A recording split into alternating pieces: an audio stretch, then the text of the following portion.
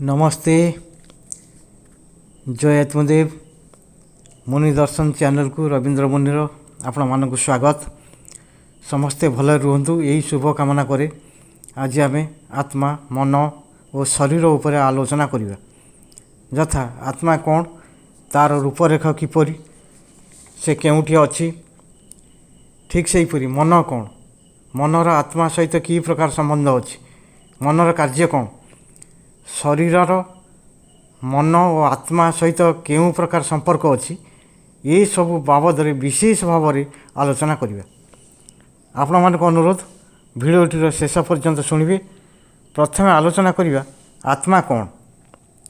अत सातत्य गमने धातुरु आत्मा शब्द निष्पन्न, यो अतति व्याप्नोति स आत्मा, अर्थात जे जीवादि सकल चराचर जगतर निरंतर व्यापक होइछन्ति से आत्मा, अर्थात आत्मा सचराचर विश्व व्यापक हो रही।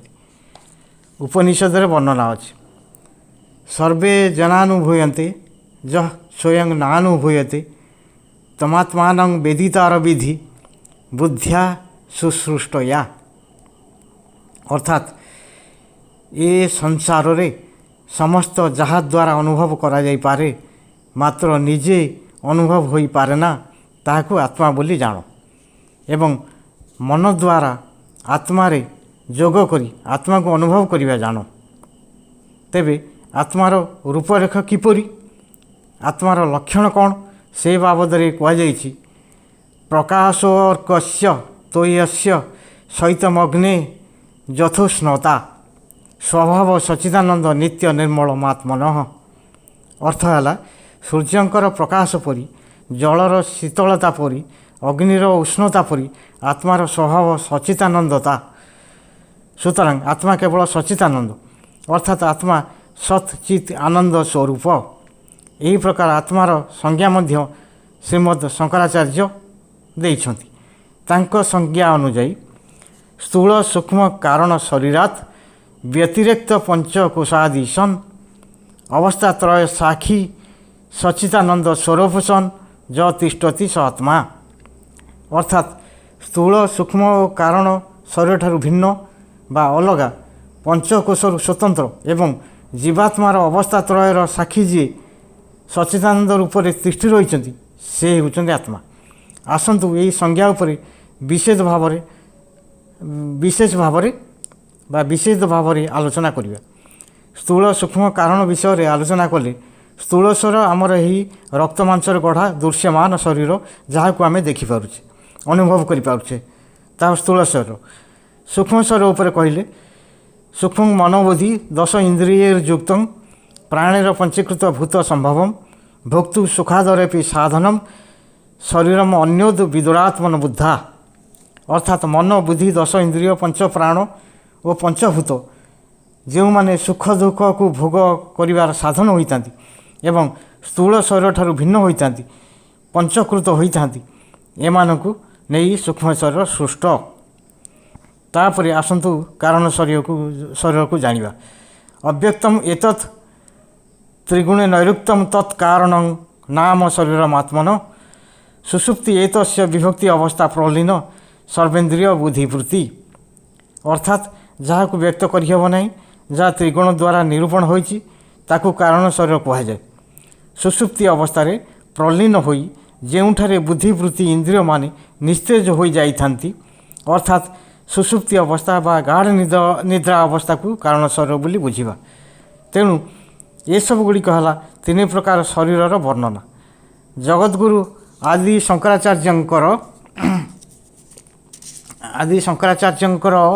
संज्ञा अनुजाई स्थूल रूप कारण शरीरात व्यतिरिक्त पंचकोशादि सन। एबे आमे आलोचना करिबा पंचकोश बाबद। आम शरीर जो 5 प्रकार कोश अच्छी, प्रथम टी है अन्नमय कोश जहाँ चर्म ठारू आरंभ कर अस्थि पर्यंत व्यापक थिबा यही पार्थिव दृश्यमान स्थूल शरीर, यह अन्नमय कोश। द्वितीय टी है प्राणमय कोश जो प्राण आपान समान उदान एवं व्यान ये 5टी अवस्थान करती। तृतीय तो मनमय कोश जो मन सह अहंकार एवं ବାକ୍ ପାଣି ପାଦ ବାୟୁ ଓ ଉପସ୍ଥ ଏ ପଞ୍ଚ କର୍ମେନ୍ଦ୍ରିୟ ଅନ୍ତର୍ଭୁକ୍ତ। ଚତୁର୍ଥତଃ ବିଜ୍ଞାନମୟ କୋଷ, ଯାହାକି ବୁଦ୍ଧି, ଚିତ୍ତ ଏବଂ ଶ୍ରୋତ, ତ୍ୱକ୍, ନେତ୍ର, ଜିହ୍ୱା ଓ ନାସିକା ଏ ପାଞ୍ଚ ଜ୍ଞାନେନ୍ଦ୍ରିୟକୁ ନେଇ ଗଠିତ ଏହି କୋଷ ଦ୍ୱାରା ଜୀବ ଜ୍ଞାନାଦି ବ୍ୟବହାର କରେ। ପଞ୍ଚମରେ ଆନନ୍ଦମୟ କୋଷ, ଯେଉଁଠାରେ ପ୍ରୀତି, ପ୍ରସନ୍ନତା, ଅଳ୍ପ ଆନନ୍ଦ, ଅଧିକ ଆନନ୍ଦ ଅନୁଭୂତ ହୋଇଥାଏ ଏବଂ ଆନନ୍ଦର ଆଧାର କାରଣ ରୂପକ ପ୍ରକୃତି ବା କାରଣ ଶରୀର ଅବସ୍ଥିତ, ତାହା ଆନନ୍ଦମୟ କୋଷ। ଏହି ପାଞ୍ଚ କୋଷ ଦ୍ୱାରା ଜୀବ ସକଳ ପ୍ରକାର କର୍ମ, ଉପାସନା, ଆଚାର ଓ ଜ୍ଞାନାଦି ବ୍ୟବହାର ସମ୍ପାଦନା କରେ। ତାପରେ ସଂଜ୍ଞାରେ କୁହାଗଲା ଅବସ୍ଥାତ୍ରୟ ସାକ୍ଷୀ। ଏହି ଅବସ୍ଥାତ୍ରୟ କିଏ କିଏ?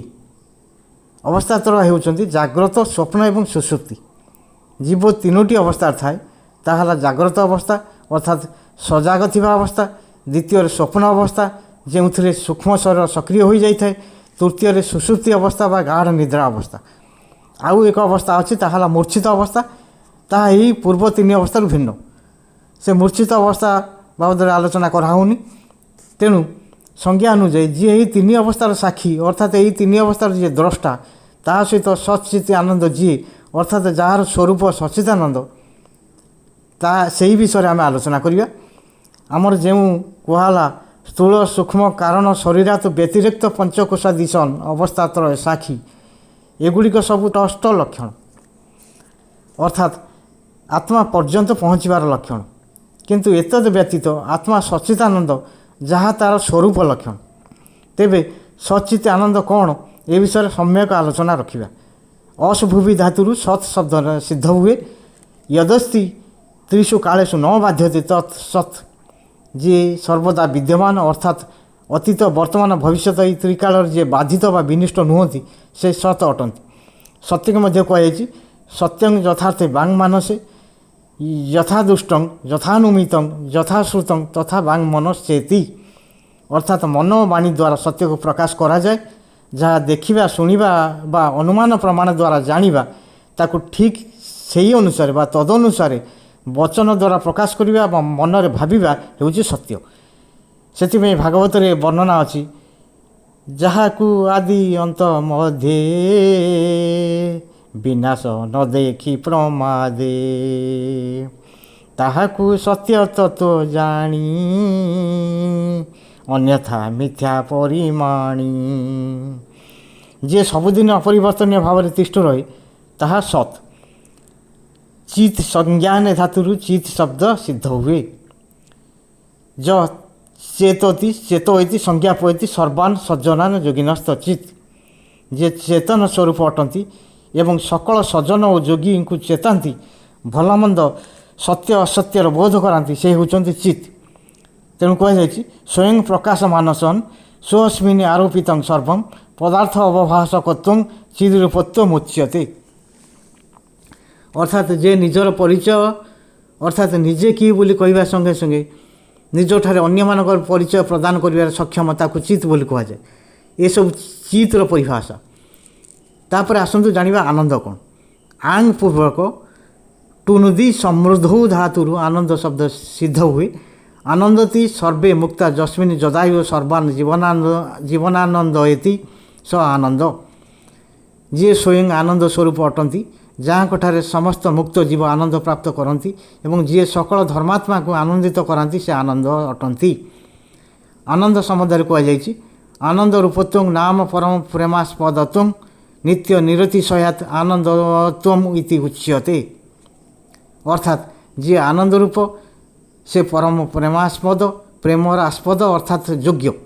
ଯେ ନିତ୍ୟ ଏବଂ ନିରତିଶୟ ଅର୍ଥାତ୍ ଖୁବ୍ ବ୍ୟାପକ ଆନନ୍ଦମୟ, ସେ ଆନନ୍ଦର ରୂପରେଖ। ଅତଏବ ଯିଏ ସତ୍ ଚିତ୍ ଆନନ୍ଦର ସମାହାର, ସେ ହେଉଛନ୍ତି ସଚିତାନନ୍ଦ। ସନ୍ଥ ତୁଳସୀ ଦାସ ରାମଚରିତ ମାନସରେ କହିଛନ୍ତି, ସୋଇ ସଚିତାନନ୍ଦ ଘନ ରାମା ଅଜ ବିଜ୍ଞାନ ରୂପ ବଲ ଧାମା ଅଖଣ୍ଡ ଅନନ୍ତା ଅଖିଳ ଅମୋଘ ଶକ୍ତି ଭଗବନ୍ତା। ଅର୍ଥାତ୍ ସେ ରାମ, ସେ ସଚିଦାନନ୍ଦ, ସେ ଅଜ ଜନ୍ମ ରହିତ ହେତୁ ସେ ବିଜ୍ଞାନ ରୂପ, ତାଙ୍କୁ ମନ ଦ୍ୱାରା ଏକାନ୍ତ ଭାବରେ ଜାଣିବା ଉଚିତ। ସେ ବଳର ଭଣ୍ଡାର, ସେ ବ୍ୟାପକ ଅଖଣ୍ଡ ଅନନ୍ତ ଅବ୍ୟର୍ଥ ଶକ୍ତିର ଉତ୍ସ ହେତୁ ଭଗବାନ। ସୁତରାଂ ଆତ୍ମାର ସ୍ୱରୂପ ହେଲା ସଚିଦାନନ୍ଦ। ଆସନ୍ତୁ ଅତିବଳି ଜଗନ୍ନାଥ ଦାସଙ୍କ ଭାଗବତ ବର୍ଣ୍ଣନା କରିବା। ମୁଁ ଆତ୍ମା ଜଗତ ଈଶ୍ୱର ସୂକ୍ଷ୍ମ ନିର୍ମଳ ନିରାଧାର ସର୍ବଭୂତରେ ଆତ୍ମା ମୁହିଁ ମୋର ଭଜନେ ମୋତେ ପାଇ। ମୁଁ ସର୍ବଭୂତରେ ଈଶ୍ୱର ଆତ୍ମା ସମ୍ପୂର୍ଣ୍ଣରେ ଗୋଚର ସଂସାରେ ଦେଖ ଯେତେ ଜନ ସମସ୍ତ ହୃଦୟ ଭଗବାନ ଧର୍ମରେ ଯେତେ ଲୋକ ଅଛନ୍ତି ଆତ୍ମାରେ ବିଷ୍ଣୁଙ୍କୁ ଜାଣନ୍ତି। ମୁଁ ଆତ୍ମା ସର୍ବଜୀବ ଦେହି ମୋ ବିନୁ ସ୍ଥୂଳ ସୂକ୍ଷ୍ମ ନାହିଁ।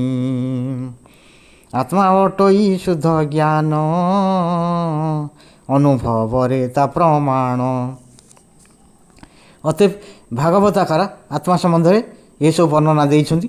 ତେଣୁ ଶଙ୍କରାଚାର୍ଯ୍ୟଙ୍କ ମୂଳ ସଂଜ୍ଞା ଯାହା ହେଲା ସ୍ଥୂଳ ସୂକ୍ଷ୍ମ କାରଣ ଶରୀରାତ୍ ବ୍ୟତିରେକ୍ତ ପଞ୍ଚକୋଶାଦି ସନ୍ ଅବସ୍ଥା ତ୍ରୟ ସାକ୍ଷୀ ସଚ୍ଚିଦାନନ୍ଦ ସ୍ୱରୂପ ସନ୍ ଯ ତିଷ୍ଠତି ସ ଆତ୍ମା।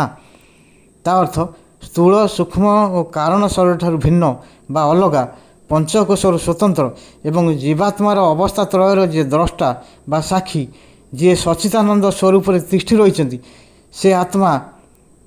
ଅତ ଆତ୍ମା କ'ଣ ଆମେ ଜାଣିଲେ। ତେବେ ଚେତନ ଆତ୍ମା କେଉଁ ଲକ୍ଷଣ ଦ୍ୱାରା ପ୍ରକାଶିତ ହୁଏ ଅର୍ଥାତ୍ କେଉଁ କେଉଁ ଲକ୍ଷଣ ଥିଲେ ଗୋଟାଏ ଶରୀରରେ ଆତ୍ମା ଅଛି ବୋଲି ଜାଣିବା ସେ ବିଷୟରେ ଆସନ୍ତୁ ଆଲୋଚନା କରିବା। ନ୍ୟାୟ ଦର୍ଶନରେ କୁହାଯାଇଛି ଇଚ୍ଛା ଦ୍ୱେଷ ପ୍ରୟତ୍ନ ସୁଖ ଦୁଃଖ ଜ୍ଞାନନା ଆତ୍ମନୋ ଲିଙ୍ଗମିତି ଅର୍ଥାତ୍ ଯାହାର ଇଚ୍ଛା ରାଗ ଦ୍ୱେଷ ପ୍ରୟତ୍ନ ପୁରୁଷାର୍ଥ ସୁଖ ଦୁଃଖ ଓ ଜ୍ଞାନ ଏ 6ଟି ଲକ୍ଷଣ ଅଛି ତାକୁ ଜୀବାତ୍ମା କହନ୍ତି। ତା ଅର୍ଥ ଏହି ଲକ୍ଷଣମାନଙ୍କ ଦ୍ୱାରା ଜୀବାତ୍ମା ପ୍ରକାଶିତ ହୁଅନ୍ତି।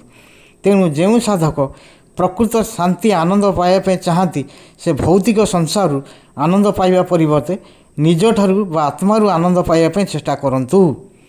ସେଥିଲାଗି ଶ୍ରୀମଦ୍ ଭଗବତ ଗୀତା କହେ ଯସ୍ତୁ ଆତ୍ମରତିରେବ ସ୍ୟାଦାତ୍ମ ତୃପ୍ତଶ୍ଚ ମାନବ ଆତ୍ମନୈବ ଚ ସନ୍ତୁଷ୍ଟ ସ୍ତସ୍ୟ କାର୍ଯ୍ୟଂ ନ ବିଦ୍ୟତେ ଅର୍ଥାତ୍ ଯେଉଁ ସାଧକ ଆତ୍ମାରେ ରମଣ କରେ ବା ବିହାର କରନ୍ତି ଆତ୍ମାରେ ତୃପ୍ତ ଏବଂ ସନ୍ତୁଷ୍ଟ ତାଙ୍କ ପାଇଁ ଅନ୍ୟ କୌଣସି କାର୍ଯ୍ୟର ଆବଶ୍ୟକତା ନଥାଏ। ଏବେ ଆସନ୍ତୁ ମନ କ'ଣ ଆଲୋଚନା କରିବା। ଆମର ମୁଖ୍ୟତଃ ଦୁଇଟା ଜଗତ ଅଛି, ଗୋଟିଏ ବହିର୍ଜଗତ ଅନ୍ୟଟି ଅନ୍ତର୍ଜଗତ। ଅନ୍ତର୍ଜଗତକୁ ଅନ୍ତଃକରଣ ମଧ୍ୟ କୁହାଯାଏ। ଅନ୍ତଃକରଣରେ ମୁଖ୍ୟତଃ 4ଟି ଉପାଦାନ ଥାଏ। ତାହା ହେଲା ମନ ବୁଦ୍ଧି ଚିତ୍ତ ଓ ଅହଙ୍କାର। ମନର ସଂଜ୍ଞା ଦେବାକୁ ଗଲେ କୁହାଯାଏ ସଂକଳ୍ପ ବିକଳ୍ପାତ୍ମକ ମନ ଅର୍ଥାତ୍ ଯିଏ ସଂକଳ୍ପ ବିକଳ୍ପ କରିଥାଏ ଅର୍ଥାତ୍ ଏ କାମଟା କରିବି ନା କରିବି ନାହିଁ ମୁଁ ସେଠିକୁ ଯିବି ନା ନାହିଁ ଏ ପ୍ରକାର ସଂକଳ୍ପ ବିକଳ୍ପ ଯିଏ କରିଥାଏ ସେ ମନ। ଏହି ମନ ସମସ୍ତ ଗତିମୁକ୍ତିର କାରଣ। ଏହି ମନ ମନୁଷ୍ୟର ବନ୍ଧନ ମୁଖ୍ୟର କାରଣ। ଏହି ମନ ମଣିଷକୁ ମହାମାନବରେ ପରିଣତ କରିଦେଇ ପାରୁଛି ତ ଏହି ମନ ମଣିଷକୁ ଅନ୍ତଃସାରହୀନ ନିକୃଷ୍ଟ ଜୀବରେ ପରିଣତ କରିଦେଇ ପାରୁଛି। ମଣିଷ ଓ ପଶୁ ପକ୍ଷୀମାନଙ୍କ ମଧ୍ୟରେ ପାର୍ଥକ୍ୟ ହେଲା ମଣିଷର ମନ ଉପରେ ଆୟତ ଅଛି କିନ୍ତୁ ପଶୁପକ୍ଷୀମାନଙ୍କର ମନ ଉପରେ ଆୟତ ନାହିଁ। ମଣିଷ ବିବେକ ପ୍ରୟୋଗ କରି ମନକୁ ଆୟତ୍ତାଧୀନ କରିପାରେ। ସେଥିପାଇଁ କୁହାଯାଇଛି mind control is your best friend mind uncontrolled is your worst enemy. ମନ ହେଉଛି ଇନ୍ଦ୍ରିୟମାନଙ୍କର ରାଜା। ସବୁ ଇନ୍ଦ୍ରିୟ ମନ ଦ୍ୱାରା ପରିଚାଳିତ ହୋଇଥାନ୍ତି। ପ୍ରକୃତରେ ଆମେ ମନ ଦ୍ୱାରା ଦେଖୁ, ମନ ଦ୍ୱାରା ଶୁଣୁ, ମନ ଦ୍ୱାରା ସ୍ୱାଦ ନେଉ, ଅନେକ କଥା ମନ ଦ୍ୱାରା କରିଥାଉ। କେମିତି ଆସନ୍ତୁ ବୁଝିବା। ମନେ କରାଯାଉ ରାସ୍ତାରୁ ଜଣେ ସମ୍ପୂର୍ଣ୍ଣ ଚୁଟି ପାଚି ଯାଇଥିବା ଲୋକଟି ଯାଇଛି। ଆମେ ତାକୁ ଦେଖିଛେ କିନ୍ତୁ କିଛି ସମୟ ପରେ କେହି ଜଣେ ଯଦି ଆସି ପଚାରେ ଏପଟେ ଜଣେ ଚୁଟି ପାଚି ଯାଇଥିବା ଲୋକଟି ଯାଇଛି କି, ଆମେ ତାକୁ ଦେଖିଛେ ସତ କିନ୍ତୁ ଆମେ ମନା କରିଦେବା କାରଣ ଆମ ମନ ଭିତରକୁ ସେ ଦୃଶ୍ୟ ଆସିନାହିଁ। ଅନ୍ୟପକ୍ଷରେ ଜଣେ ହୋଟେଲରେ ବସି ସୁସ୍ୱାଦୁ ଭୋଜନର ଆନନ୍ଦ ନେଉଛି। ଏହି ସମୟରେ ଫୋନ୍ ଆସିଲା ଯେ ତା'ର ଜଣେ ସ୍ୱଜନ ଲୋକର ଆକ୍ସିଡେଣ୍ଟ ହୋଇଛି। ତେବେ ସେହି ଖାଦ୍ୟ ଯିଏ ଖୁବ୍ ସ୍ୱାଦିଷ୍ଟ ତାହା ଆଉ ପାଟିକୁ ସ୍ୱାଦିଷ୍ଟ ଲାଗିବ ନାହିଁ। ଏହା ମନର ଦ୍ରୁତ ପରିବର୍ତ୍ତନ ଯୋଗୁଁ ହୋଇଥାଏ। ମନର ପରିବର୍ତ୍ତନ ସହିତ ସ୍ୱାଦେନ୍ଦ୍ରିୟର ପରିବର୍ତ୍ତନ ମଧ୍ୟ ହୋଇଯିବ। ମନକୁ ଭୃତ୍ୟରେ ପରିଣତ କରନ୍ତୁ, ନଚେତ୍ ସେ ଆପଣଙ୍କୁ ଭୃତ୍ୟରେ ବଦଳାଇବା ପାଇଁ ବିବଶ କରିଦେବ। ଉପନିଷଦରେ ବର୍ଣ୍ଣନା ଅଛି ଅନ୍ୟତ୍ର ମନା ଅଭୁଭଂ ନାଦର୍ଶନମ୍ ଅନ୍ୟତମ ମାନେ ଅଭୁଭଙ୍ଗ ନାଶ୍ରୁ ସମିତି ମନସା ହି ଏବ ପଶ୍ୟତି ମନସା ଏବ ଶୃଣୋତି। ଅର୍ଥ ହେଲା ମନ ନ ଲାଗିଲେ କାର୍ଯ୍ୟ ସଫଳ ହେବାରୁ ବିଘ୍ନ ଘଟେ। ଅନ୍ୟମନସ୍କ ଥିଲାବେଳେ ପ୍ରତ୍ୟକ୍ଷ ଦୃଶ୍ୟ ଦେଖାଯାଏ ନାହିଁ ଓ ଏହି ଅବସ୍ଥାରେ କିଏ କିଛି କହୁଥିଲେ ବି ଶୁଣାଯାଏ ନାହିଁ। ଇନ୍ଦ୍ରିୟମାନଙ୍କ କାର୍ଯ୍ୟ ମନ ଦ୍ୱାରା କ୍ରିୟାନ୍ୱୟନ ହୋଇଥାଏ। ମନ ସାଥ ନଦେଲେ ଇନ୍ଦ୍ରିୟମାନେ ନିଷ୍କ୍ରିୟ। ମନ ଯେତେବେଳେ ବିଷୟ ସହିତ ସଂଯୁକ୍ତ ହୁଏ ସେତେବେଳେ ସେ ବନ୍ଧନରେ ପଡ଼େ। ଯଥା ସବିଷୟଂ ମନ ବନ୍ଧାୟ ନିର୍ବିଷୟଂ ମୁକ୍ତଏ ଭବତି ଅତଃ ସର୍ବଚିତ ଗୋଚରମ୍। ଅର୍ଥାତ୍ ମନ ଯେତେବେଳେ ବିଷୟ ସହିତ ସଂଯୁକ୍ତ ହୁଏ ସେତେବେଳେ ସେ ବନ୍ଧନରେ ପଡ଼େ। ଯେତେବେଳେ ବିଷୟରୁ ମୁକ୍ତ ରହେ ସେତେବେଳେ ସେ ମୁକ୍ତି ପ୍ରାପ୍ତ କରେ। ତେଣୁ ସବୁ ହେଉଛି ଚିତ୍ତର ଖେଳ। ତେବେ ଚିତ୍ତ ଓ ମନ ଏ ବିଷୟରେ ଆମେ ତର୍ଜମା କରିବା। ଚିତ୍ତ କ'ଣ? ଚିତ୍ତ ସ୍ମୃତି ବୃତ୍ତି ଓ ସଂସ୍କାର ଅନନ୍ତ ସାଗର। ଅନେକ ଜନ୍ମର ସ୍ମୃତି ଅଭିଜ୍ଞତା କର୍ମକୁଶଳତା ସଂସ୍କାର ଚିତ୍ତରେ ଗଚ୍ଛିତ ହୋଇଥାଏ। ଚିତ୍ତକୁ ଆମେ ମେମୋରି ଚିପ୍ ସହିତ ତୁଳନା କରିପାରିବା। ମେମୋରି ଚିପ୍ରେ ଯେପରି ଅନେକ ଘଟଣା ଗଚ୍ଛିତ ହୋଇ ରହିଥାଏ ସଞ୍ଚିତ ହୋଇ ରହିଥାଏ ଠିକ୍ ସେହିପରି ଚିତ୍ତରେ ଅନେକ ସ୍ମୃତି ଅଭିଜ୍ଞତା ସଞ୍ଚିତ ହୋଇ ରହିଥାଏ। ତେଣୁ ଚିତ୍ତ ସ୍ମୃତି ସଂସ୍କାର ଅନନ୍ତ ସାଗର। ସାଗରରେ ଯେପରି ତରଙ୍ଗ ଉଠେ ପ୍ରତ୍ୟେକ ତରଙ୍ଗ ଚିତ୍ତର ଗୋଟିଏ ଗୋଟିଏ ବୃତ୍ତି। ଯେଉଁ ବୃତ୍ତି ତରଙ୍ଗ ଗୁଡ଼ିକ ଆମ ଉପରେ ହାବି ହୋଇଯାଏ ତାହା ହେଲା ମନ। ତା ଅର୍ଥ ହେଲା ଯେଉଁ ବୃତ୍ତି ତରଙ୍ଗ ଆମ ଉପରେ କାର୍ଯ୍ୟକାରୀ ହେଲା ତାହା ହେଲା ମନ। ଅତଏବ ଚିତ୍ତ ସାଗର ହେଲେ ସେଥିରେ ଯେଉଁ ତରଙ୍ଗ ଉଠେ ତାହା ଭିତରୁ ଯେଉଁଗୁଡ଼ିକ ଆମ ଉପରେ କାର୍ଯ୍ୟକାରୀ ହୁଏ ତାହା ହେଲା ମନ। ତେଣୁ ଆମର କୁହାଯାଇଛି ମନଟି ପ୍ରସନ୍ନ ଯାହାର ଆତ୍ମାକୁ ସେ ଜାଣଇ ଶାନ୍ତି ପାଇ ଆତ୍ମା ଫରତେ କୈବଲ୍ୟକୁ ଭୁଞ୍ଜଇ ଏହି ମନ ଗୋଟି ଧରଇ କାଳେ ନାନା ଆକାର ମନକୁ ଜିଣିଲେ ଜିତନ୍ତି ନରେ ବିଶ୍ୱ ସଂସାର। ତେଣୁ ଏସବୁ ବାବଦରେ ମୁଁ ଯାହା ସବୁ ବର୍ଣ୍ଣନା କଲି ସେଗୁଡ଼ା ଆପଣମାନେ ହୃଦୟଙ୍ଗମ କରିବା ପାଇଁ ଚେଷ୍ଟା କରିବେ। ରହୁଛି ସପ୍ରେମ ଜୟଜୀବ।